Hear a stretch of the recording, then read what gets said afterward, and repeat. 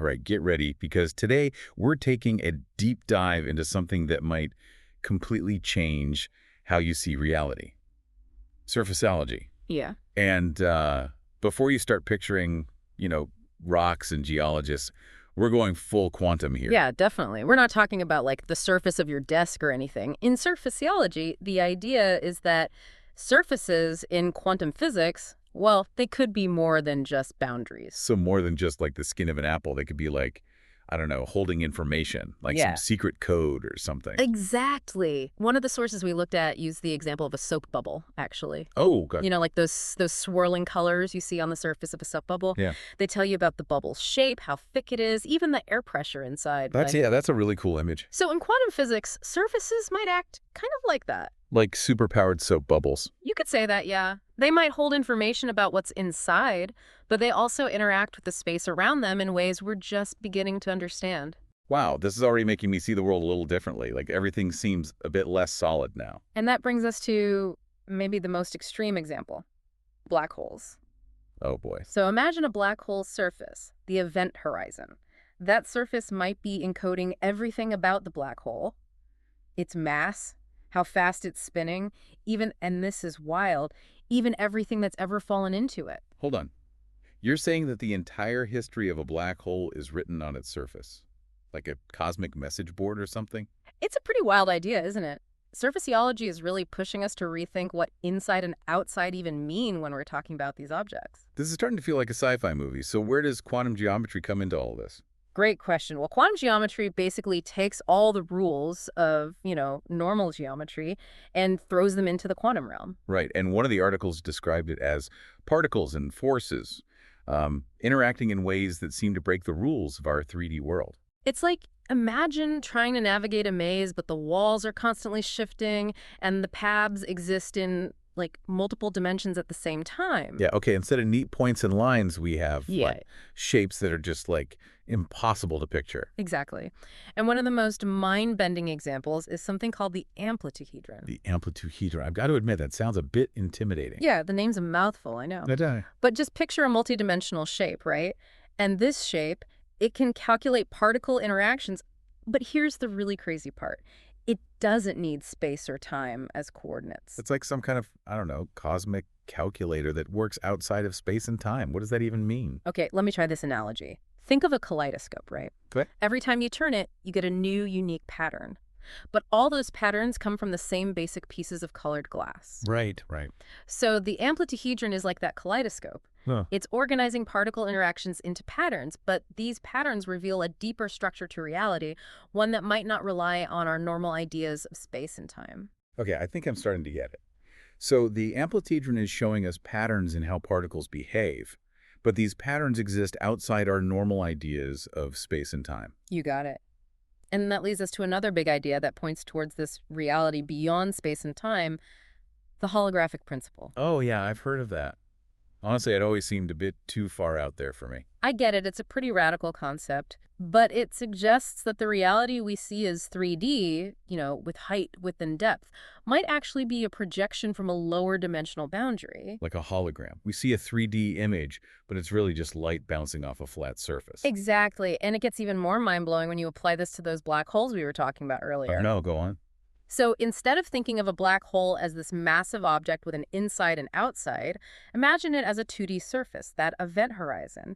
And that surface is encoding all the information about what we perceive as the black hole's 3D interior. Wait, so everything that's ever fallen into a black hole, all that information, it's not gone.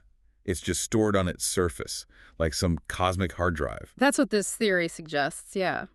Wow, I'm starting to see how all these ideas, surfaces, quantum geometry, the holographic principle, they all point towards a reality that's way stranger than we thought. It's truly groundbreaking stuff, and we're just scratching the surface here. I'm totally hooked. So what's next? Where does this rabbit hole lead? Well, in the next part of our deep dive, we'll explore what all this means for how we understand the universe. We'll dive into this mind-bending idea of a reality beyond space and time and what that might mean for us. Can't wait to hear more. Stay with us as we continue to unravel the mysteries of surfaceology and the universe's hidden dimensions. It's going to be a wild ride. I'm ready for it. So last time we were talking about the holographic principle, how all the information in a black hole might actually be encoded on its surface. Right, exactly, like the universe has its own way of keeping records. Yeah, even in the most extreme places. And that leads us to, well, one of the biggest implications of all this. Maybe our reality isn't quite as simple as it seems. Okay, now you've got my attention. What do you mean by that? Remember the amplituhedron? The way it calculates particle interactions without using space or time as coordinates. Yeah, like it's working on a whole different level, outside the normal rules. Exactly. And that suggests there might be like a deeper level of reality, a quantum substructure, where space and time, as we know them, they just don't exist. Whoa, hold on. So you're saying space and time, the very fabric of our universe, they might not be fundamental at all. It's a big idea, I know. The idea is that space and time might be what we call emergent properties. Emergent properties, I'm not sure I'm following. Okay, think about it like this. Wetness. Wetness is an emergent property of water, right? Okay. Individual water molecules aren't wet on their own, Right. but when you have a lot of them together interacting, you get wetness. So you're saying space and time are like the wetness of the universe. They come from something more fundamental. That's the idea, yeah. They're not the background, they're more like part of the performance, arising from how things interact at the quantum level. Could you maybe give me an example of something related to the universe to help me understand this better? Sure, think about the curvature of space-time. Okay. According to Einstein's theory of general relativity, you see, this curvature, it's not like a pre-existing condition. Oh, okay. It emerges from the distribution of matter and energy. So the more matter and energy you have in one place, the more space-time curves. Yeah. And that's what we feel as gravity. Exactly. So just like wetness emerges from how water molecules behave together, the curvature of space-time and gravity itself emerge from the distribution of matter and energy. Wow, that's amazing.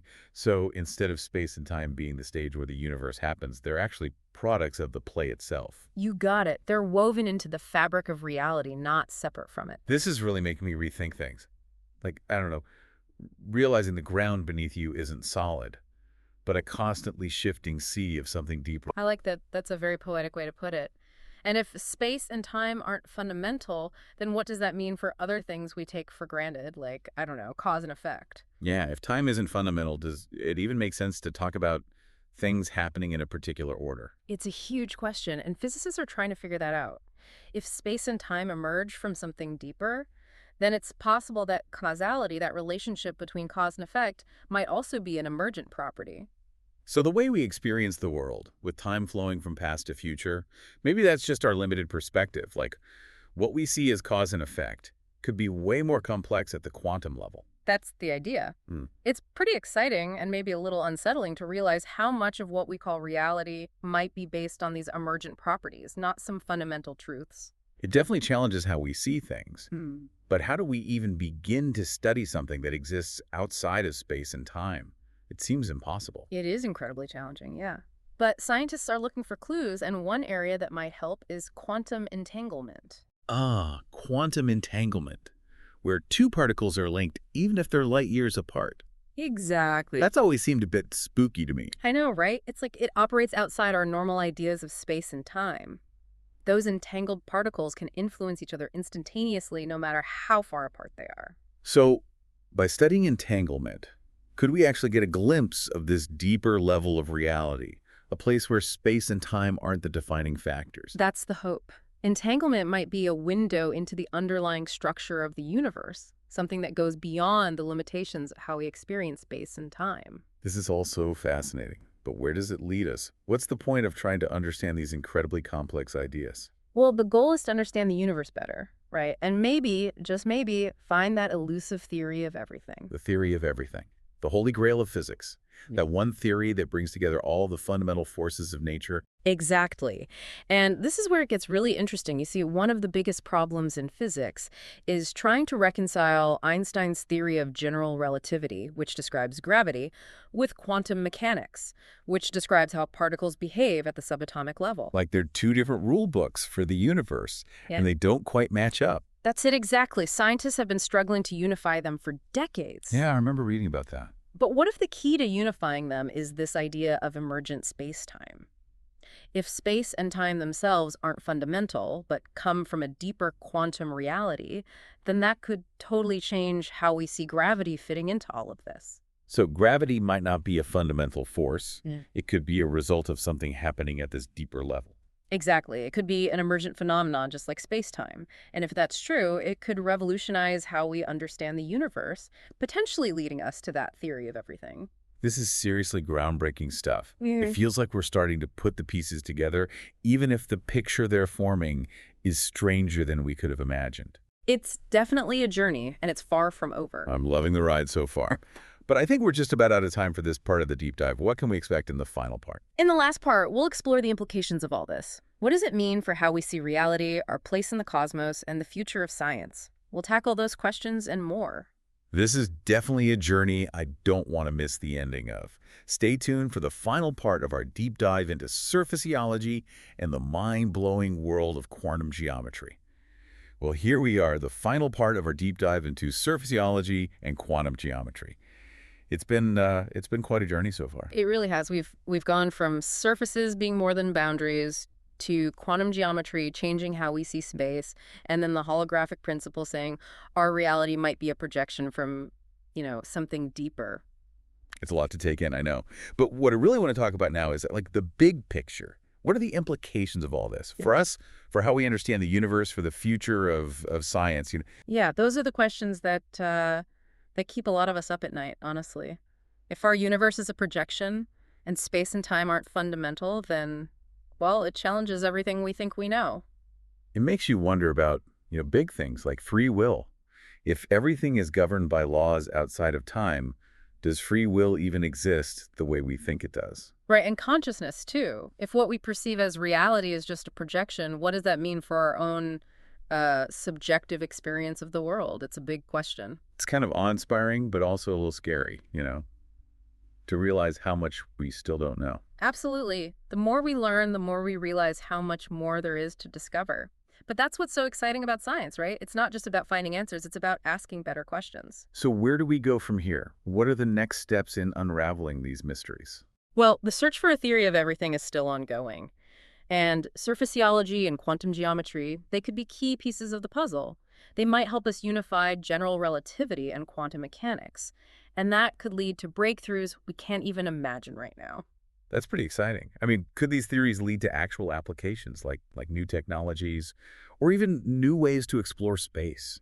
It's definitely possible. Imagine if we could use, the principles of quantum geometry to actually manipulate space-time. That could lead to new ways to generate energy, or maybe even faster than light travel. Yeah, that sounds a bit like science fiction, but who knows what the future holds? Exactly. But even if we never reach those kinds of technological heights, just pursuing knowledge for its own sake is incredibly valuable. I agree.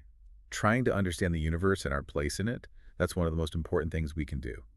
It's about expanding our understanding, both as individuals and as a species. Couldn't have said it better myself. Well, we've only just scratched the surface of these ideas today, but hopefully it's, sparked your curiosity and maybe inspired you to explore more on your own. We've included links to some of the sources we used in the show notes, so you can definitely dive deeper if you're interested. Yeah, definitely check those out. And thanks for joining us on this journey into surfaceology and the mind-blowing world of quantum geometry. It's a journey that's really just beginning, and we can't wait to see where it leads. Keep asking those questions, keep exploring, and never stop looking beyond the limits of what we think we know. The universe is full of wonders waiting to be discovered. And on that note, thanks for listening.